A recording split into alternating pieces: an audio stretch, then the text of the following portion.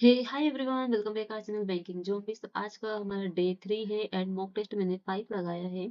Percentile 71.1% आई है और हम देखते हैं किस सेक्शन में कितने अटेम्प्ट करे हैं और कितने हमारे करेक्ट और कितने इनकरेक्ट निकले हैं। जो इंग्लिश का सेक्शन है इसमें 19 अटेम्प्ट करे थे मैंने, करेक्ट 14 है, इनकरेक्ट 5 है।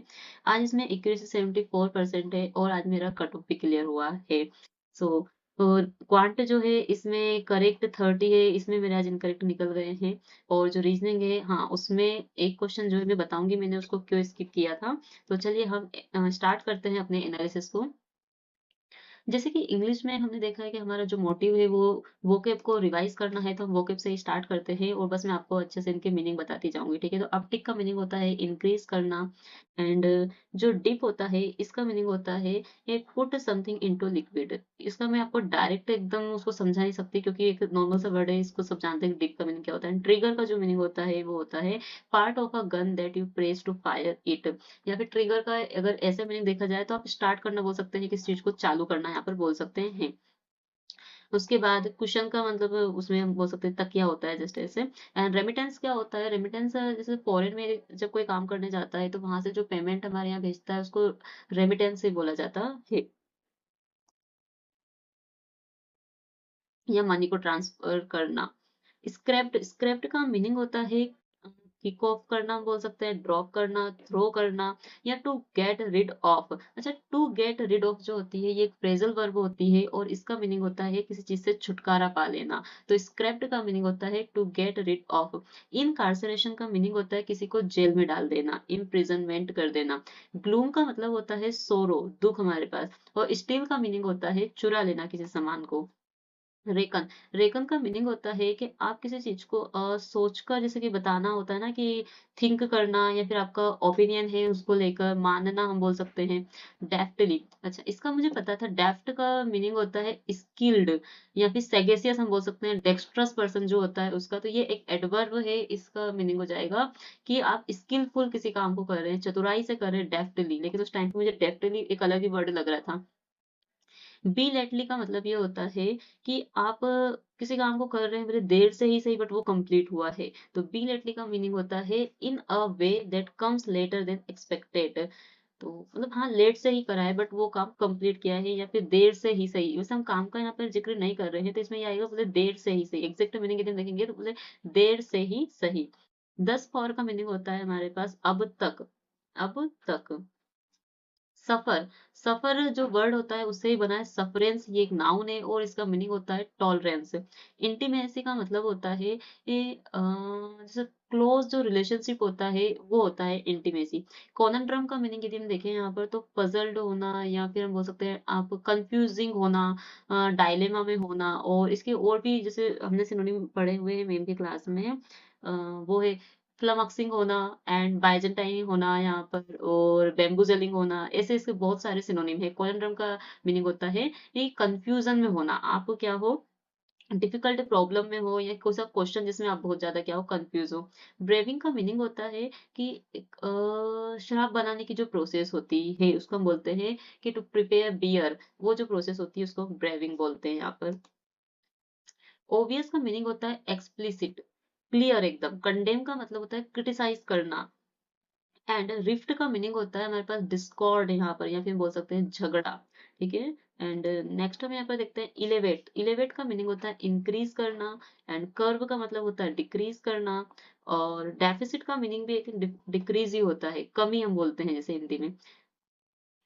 एंड नेक्स्ट यदि हम यहाँ पर देखते हैं तो कीपिंग, मतलब कि उसको बनाए रखना है। फिर सस्टेन हमारे पास हम बोलते हैं यहाँ पर इसको कि कीपिंग और सस्टेन का मीनिंग क्या होता है। कीपिंग एन आई ही is an idiom, also keep your eye on, हमारे पास यहाँ पर टू वॉच करना। कीपिंग का meaning exactly to watch someone और समथिंग, और stay informed about the person's behaviour. ठीक है। बाकी तो ये सारे जो डेली यूज के हमारे वर्ड्स है वही ये सारे ये।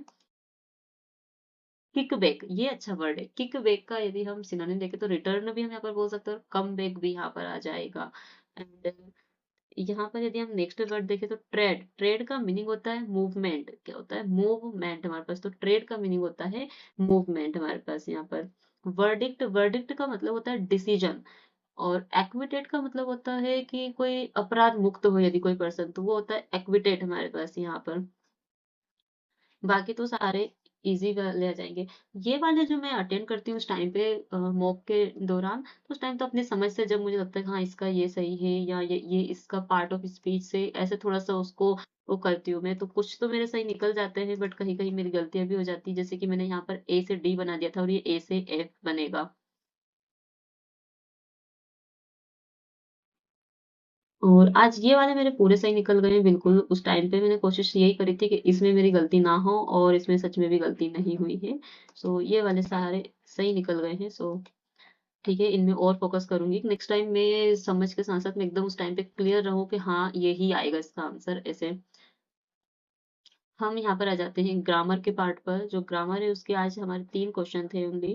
तो यहाँ पर है now a days people is ignorant. अच्छा, पीपल, पुलिस, ये जो ऐसे वर्ड्स होते हैं ये प्लूरल होते हैं और इनके साथ प्लूरल वर्ब आती है, तो यहाँ पर आर आएगा हमारा। सो इसलिए हमारा जो ए पार्ट है इसमें गलती थी। एंड नेक्स्ट यहाँ पर हम देखते हैं कि Rahul should not violate against the rules. अच्छा, जो वायलेट है ना, इसका मीनिंग ये होता है कि आप किसी रूल के खिलाफ है या अगेंस्ट है, तो ये सुपरफ्लुअस की गलती हो गई। तो इसमें बी वाले सेक्शन जो ये पार्ट है इसमें ये एरर थी, इसलिए मैंने बी वाला लगाया था। Not one of the thousands of workers were allowed to go. अच्छा, हमने 120 रूल्स ऑफ ग्रामर में पढ़ा है, यदि वन ऑफ द आ रहा है तो वन ऑफ द के बाद प्लूरल नाउन और हमेशा सिंगुलर वर्ब आती है। तो यहाँ पर वन ऑफ द के बाद ये प्लूरल नाउन हो गई और वर्ब जो होगी वो आएगी हमारे पास सिंगुलर, इसलिए यहाँ पर सी पार्ट में हमारी एरर हो गई। सो नेक्स्ट हमारा क्वांट का सेक्शन ओपन होता है और इसमें आज मेरे से पता नहीं कैसे मिस्टेक हो गई है।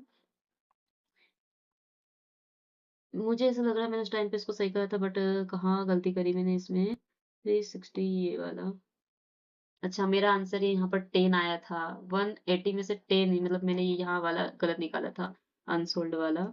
एंड इसमें भी मैंने गलती करी है।